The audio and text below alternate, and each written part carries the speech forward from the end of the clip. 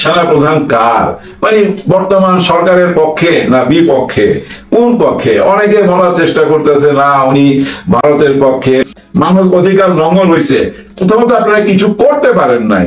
সারা জীবনই তো শুধু জাতিসংঘের আওয়াজ শুনলাম, কিন্তু কার্যক্রম কি আপনাদের? আপনারা তো কোনো কিছু দেখাইতে পারেন নাই, সব জায়গায় তো ফেল। তখন ওই মানব অধিকারের প্রধান উনি বলছেন, নো, আপনার সাথে আমি একমত নই। আমরা বাংলাদেশে জুলাই অভ্যুত্থানের সময় আমাদের একটা ভূমিকা ছিল। আমাদের সেনা প্রধান শেখ হাসিনার আত্মীয় হতে না অনেক মুশকিলে আছে, হাজার প্রশ্নের সম্মুখীন।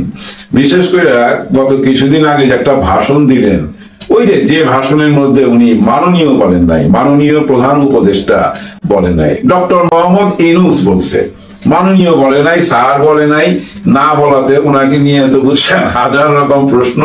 এবং সবচেয়ে মজার ব্যাপার, ওনার এই ভাষণটা এত গুরুত্ব পাইছে দেশে বিদেশে, বিশেষ করে ভারতে, পাকিস্তানে, বাংলাদেশে। বিশ্ব মিডিয়া তো ওনার এই ভাষণ নিয়ে অনেক কথা হয়েছে। ওনার ভাষণের প্রত্যেকটা লাইন বাই লাইন নিয়ে সবাই কথা বলছে, খুব গুরুত্ব পাইছে।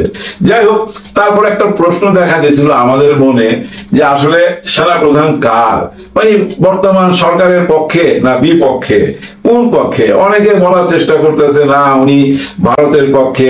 যেমন ভারতের সেনাপ্রধান একটা কথা বললা ওনাকে আরো বিতর্কে ফেলছে যে জুলাই অভ্যুত্থানের সময় প্রত্যেক মুহূর্তে আমার সঙ্গে যোগাযোগ ছিল জনাব ওয়াকার সাহেবের সাথে, আমাদের সেনাপ্রধানের সাথে। কার? ভারতের সেনাপ্রধান। উনি তার ভাষণে কিন্তু এই কথাটা বলছে, আমরা সবাই জানি। এতে কিন্তু আরো বিতর্কের মধ্যে পড়ছে। তার মানে কি উনি সবসময় যোগাযোগ রাখছেন এবং শেখ হাসিনাকে কি ওনাদের কথা অনুযায়ী বিদেশ পাঠিয়ে দিলেন, মানে দিল্লিতে পাঠিয়ে দিলেন, এরকম অনেক কথা। কিন্তু সবচেয়ে বড় পজিটিভ যেটা ছিল ওনার পক্ষে, যে উনি ছাত্র জনতার বিপক্ষে দাঁড়ায় নাই। এটা কিন্তু উনি বাহাবা পাচ্ছিলেন গত 7 মাস। উনি একমাত্র মানুষ তখন বুদ্ধি দিয়ে খেলছে, কি সুন্দরভাবে হাসিনাকে সেভ করছে, ছাত্রদের এই যে রক্তক্ষয়ী যুদ্ধ এটাও থামাইতে পারছে বুদ্ধি খরচ কইরা। যে উনি যদি ছাত্রদের বিপক্ষে যাইতো তাহলে তো রক্তের বন্যা বয়ে যাইতো, তাই না? কারণ উনি শেখ হাসিনার আপন আত্মীয় ভাই, এবং দূর সম্পর্কের আত্মীয় না, কিন্তু ফুফাতো বোনের জামাই, একেবারে কাছের আত্মীয়। তার মানে উনি কিন্তু দেখেন ওনার আত্মীয়র পক্ষে না যায় ছাত্র জনতার পক্ষে আসছে, এটা কিন্তু একটা বাহাবা পাচ্ছিল। কিন্তু এই জায়গাটার মধ্যে বাদ সাধলো জাতিসংঘ। হ্যাঁ, জাতিসংঘের মানব অধিকারের যে প্রধান উনি কিন্তু সব ফাঁস করে দিছে। ফাঁস করছে মানে কি, জাতিসংঘকে প্রশ্ন করা হয়েছিল যে আপনারা তো সব জায়গায় বিফল, হ্যাঁ, গাজাতে, ফিলিস্তিনে বা যে কোনো জায়গায় মানব অধিকার লঙ্ঘন হয়েছে, কোথাও তো আপনারা কিছু করতে পারেন নাই।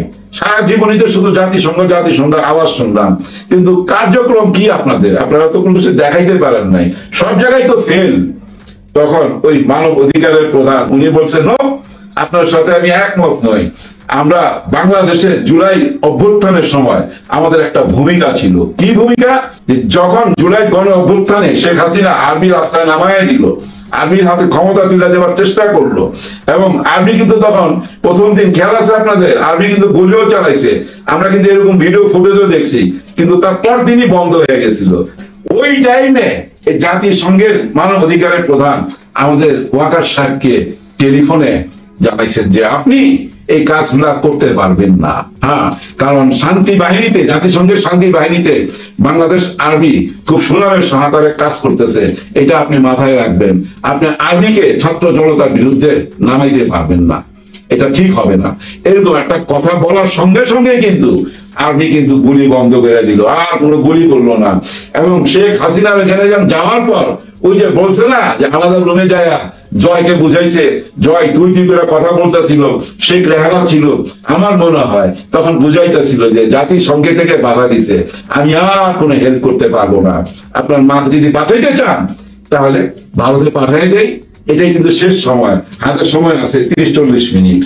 এখন তাহলে প্রশ্ন দাঁড়ায় যে আর্মি তো প্রথম দিন গুলি চালাইছিল, তারপর থেকে থেমে গেল জাতিসংঘের কথায়। তার মানে কি জনাব ওয়াকার সাহেবের ইচ্ছা ছিল না? কারণ জাতিসংঘের মানব অধিকারের প্রধান উনি সরাসরি বলে দিচ্ছেন, যদি ছাত্র জনতার বিরুদ্ধে আপনি যান, জাতিসংঘ থেকে টোটাল আর্মি আপনার দেশে পাঠিয়ে দিব, মানে বাংলাদেশে পাঠিয়ে দিবে। ব্যাপারটা কিন্তু ভয়ঙ্কর। এরকম কিছু যদি ঘটতো ভয়াবহ ঘটনা ঘটতো, তো বাংলাদেশের আর্মির ইমেজ একেবারেই তলানিতে যায় ঠেকতো। তার মানে ওয়াকার সাহেব জাতিসংঘের চাপে বইরা জাতিসংঘের চাপে বইরা কিন্তু ছাত্র জনতার পক্ষে চলে আসছে, এইটাই তো প্রমাণ হয়। এবং ওনার ওই ভাষণটার মধ্যে যেসব বিতর্ক সৃষ্টি করছে, আমার মনে হয় ওই ভাষণটার রিয়াকশনই কিন্তু এখনো চলতেছে।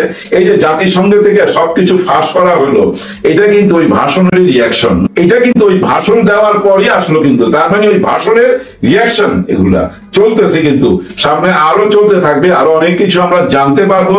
তবে জাতিসংঘ কিন্তু আমাদের সঙ্গে আছে, কারণ কি জানেন, ইউনূস স্যার যেদিন ক্ষমতায় বসছেন তারপর দিনই জাতিসংঘের এই মানব অধিকারের প্রধানকে টেলিফোনে বলছেন যে এই ব্যাপারটা আপনাদের দেখতে হবে, এখানে যে মানব অধিকার লঙ্ঘন হয়েছে এই ব্যাপারটা আপনাদের দেখতে হবে। শেখ হাসিনার অপকর্মের প্রতিবেদন এখন কিন্তু পুরা বিশ্বের সামনে। এই যে এই মাসেরই 13 তারিখে আসতেছে জাতিসংঘের থেকে একটা টিম, ওনারা আমাদের আন্তর্জাতিক অপরাধ বিচার ট্রাইব্যুনাল পরিদর্শন করবেন। বিচার বিভাগ কিভাবে কাজ করবে না করবে সবকিছু ওনারা তদারক করবেন, এবং এই বিচারের সময় সারা পৃথিবী যে কোনো সাংবাদিক থাকতে পারবে, কারো জন্য বাধা নাই। এবং হয়তো এমনও হইতে পারে আমরা লাইভ এই বিচারটা দেখতে পারবো, এমনও হইতে পারে, সেদিকেই আগাচ্ছে। আরো একটু খুশির খবর দিয়া ভিডিওটা শেষ করে দিব। এই মাসেরই 26 তারিখে ডক্টর মোহাম্মদ ইউনূস স্যার চীনে যাচ্ছেন। চীনে তো ভাই সবাই যায়, বর্তমানে সব রাজনৈতিক দলের মেম্বাররা চীনে যাইতেছে, ওইখানেই সবাই আছে, সব দল থেকেই গেছে আমার মনে হয়, কিন্তু সবাই নিজের টাকা খরচ করে যাচ্ছে।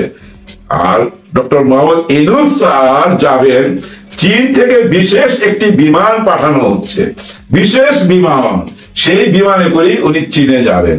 আর চীনে যাওয়ার ব্যাপারটা তো সিরিয়াসলি নিচ্ছি কেন আমি, চীনে যাওয়া মানে তো মোদী সাহেবের কপালে ভাঁজ পড়া। হ্যাঁ, মোদী সাহেবের কপালে ভাঁজ পড়া। যখনই শুনছে চীনে যাবে সেদিন থেকে যায় দেখেন ওনাদের ঘুম দিন হারাম। আর এই যে তিস্তা প্রকল্প বিএনপি কিন্তু বলছে তিস্তা প্রকল্প চীনের সাথে ওনারা করবে, কারণ চীন কার সাথে করবে সেটা হলো বড় ব্যাপার।